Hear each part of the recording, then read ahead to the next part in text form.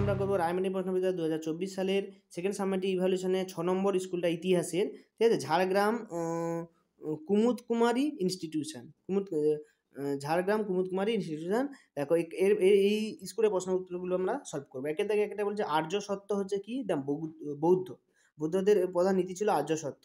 তারপরে দেখো 2 নম্বরটা কি বলছে, সকারি বলা হয় কাকে, সকারি দ্বিতীয় চন্দ্রগুপ্তকে সকারি উপাধি চিহ্নিত করা হয়, সকারি। তারপরে বলেছে দেখো প্রথম বৌদ্ধ সঙ্গীত অনুষ্ঠিত হয়েছিল কোথায়, না রাজগৃহে, রাজগৃহে প্রথম বৌদ্ধ সঙ্গীত অনুষ্ঠিত হয়। তারপরে বলেছে জেন্দ আবেস্তার শ্রেষ্ঠ দেবতাকে, না অহুর, অহুর ছিল জেন্দ আবেস্তার শ্রেষ্ঠ দেবতা। হর্ষচরিত কাব্যটি রচয়িতাকে, না বাণভট্ট, হর্ষচরিত কাব্যের রচয়িতাকে বাণভট্ট। আইহোল প্রশস্তি কে রচনা করেন, রবিকীর্তি, রবিকীর্তির লেখা কি আইহোল প্রশস্তি। আলেকজান্ডারের সেনাপতি কে ছিলেন, সেলুকস, আলেকজান্ডারের প্রধান সেনাপতি ছিল সেলুকস। কুষাণ সাম্রাজ্যের প্রতিষ্ঠাতাকে, না কুজুল কথফিসেস, কুজুল কথফিসেস। একটি রাজতান্ত্রিক মহাজনপদের নাম লেখো, মগধ, মগধ ছিল রাজতান্ত্রিক মহাজনপদ। মহাক্ষত্র উপাধি কে নিয়েছিলেন, রুদ্রদমন, রুদ্রদমনের উপাধি কে ছিল মহাক্ষত্র। দেখো আমরা 6 নম্বর স্কুলের একের দাগ ও 2 দাগ কমপ্লিট করলাম। এবার 3 দাগেরটা দেখো, 3 দাগের একের প্রশ্ন কি বলেছে,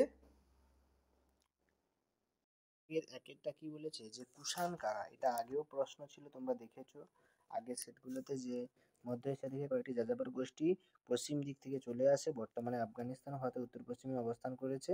এদের মধ্যে সবচেয়ে উল্লেখযোগ্য হচ্ছে ইউএঝি গোষ্ঠী। এই গোষ্ঠী একটা শাখা ছিল কু এই সুয়াং, যারা ব্যাকট্রিয়া আধিপত্য স্থাপন করে ভারতবর্ষের ইতিহাসে এদের কুষাণ নামে অভিহিত করা হয়। পরের প্রশ্ন 2 নম্বর, আদি বৈদিক যুগে সমাজে নারীর অবস্থা কেমন ছিল। দেখো আদি বৈদিক যুগে সমাজে নারীরা শিক্ষা লাভ করতেন, কিন্তু কিছু কিছু নারী সমিতির বৈঠকে যোগ দিতেন, নারীরা যজ্ঞেও অংশগ্রহণ করতেন। বৈদিক যুগে বাল্যবিবাহ সতীদাহ প্রথার কোনো উল্লেখ পাওয়া যায় না। এই সময় নারীরা অনেক সময় যুদ্ধে অংশ নিতেন। এক কথায় আদি বৈদিক যুগে নারীদের অবস্থা খুব ভালো ছিল। পরের প্রশ্ন দেখো, পঞ্চম মহাব্রত কি। না মহাবীর যে 4টি নীতি সঙ্গে আরো একটি নীতি যোগ করেন, সেই মোট 5টি নীতিকে পঞ্চ মহাব্রত বলা হয়। টিকা লেখো, মেগালিথ কি। না মেগালিথ হলো বড় পাথরের সমাধি। প্রাচীনকালে ভারতে লোহার ব্যবহারের সঙ্গে এই সমাধির সম্পর্ক খুঁজে পাওয়া যায়। ভারতে কয়েকটি বিখ্যাত মেগালিথ কেন্দ্র আছে, কাশ্মীরের বুরজাহোম, রাজস্থানের ভরতপুর, ইমামগাঁও প্রভৃতি। এটা সুন্দর করে এখানে লেখা আছে, তোমরা এখান থেকে দেখে লিখে নেবে। পরের প্রশ্ন দেখো, সপ্ত সিন্ধু। দেখো এটা মেগালিথটা লেখা আছে, সপ্ত সিন্ধু অঞ্চল কাকে বলে। আর্যরা বসতি বিস্তারে সিন্ধু, সরস্বতী ও সিন্ধুর পূর্ব তীরে 5টি উপনদী বৈদশা সমভূমি অঞ্চলে ছড়িয়ে পড়ে। সিন্ধুর 5টি উপনদী যথা বিতস্তা, ইরাবতী, চন্দ্রভাগা, বিপাশা, শতদ্রু। গঙ্গা ও গঙ্গা যমুনাকে নিয়ে কল্পিত যে সপ্ত সিন্ধু যুগে যুগে বিদেশিদের আকৃষ্ট করেছিল, সেই সপ্ত সিন্ধু নামেও পরিচিত। ঋগ বৈদিক যে সরস্বতী উপত্যকায় সহ আফগানিস্তানের সীমান্ত থেকে পাঞ্জাব পর্যন্ত বিস্তীর্ণভূমিকে সপ্ত সিন্ধু অঞ্চল বলা হতো। তারপর দেখো 5-এর দিকে একটা নবধর্ম আন্দোলন বলতে কি বোঝো, বৌদ্ধ সঙ্গীত সম্পর্কে আলোচনা করো। তো খ্রিস্টপূর্ব 6শ শতকে কৃষক, ব্যবসায়ী, ক্ষত্রিয়, শূদ্র সহ সমাজের বিভিন্ন অংশের মানুষ যজ্ঞ, ধর্মীয় আড়ম্বর, পশু বলি ও ব্রাহ্মণদের বিরুদ্ধে যে প্রতিবাদী আন্দোলন শুরু করে তাকে নবধর্ম আন্দোলন বলা হয়। ব্রাহ্মণ ধর্মের বিরুদ্ধে এই প্রতিবাদী আন্দোলনের ফলেও প্রায় 63টি নতুন ধর্ম বা নবধর্ম উদ্ভব হয়, যার মধ্যে বিশেষ উল্লেখযোগ্য জৈন ধর্ম ও বৌদ্ধ ধর্ম।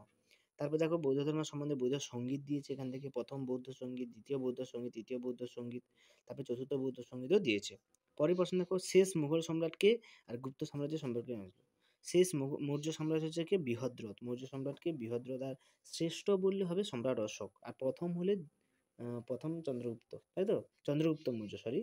তা এই শেষ মোগল সম্রাট সম্পর্কে দেখো, এখানে প্রথম চন্দ্রগুপ্ত সম্বন্ধে দিয়েছে, সমুদ্রগুপ্ত সম্বন্ধে দেওয়া হয়েছে, এখানে দ্বিতীয় চন্দ্রগুপ্ত সম্বন্ধে দেওয়া হয়েছে।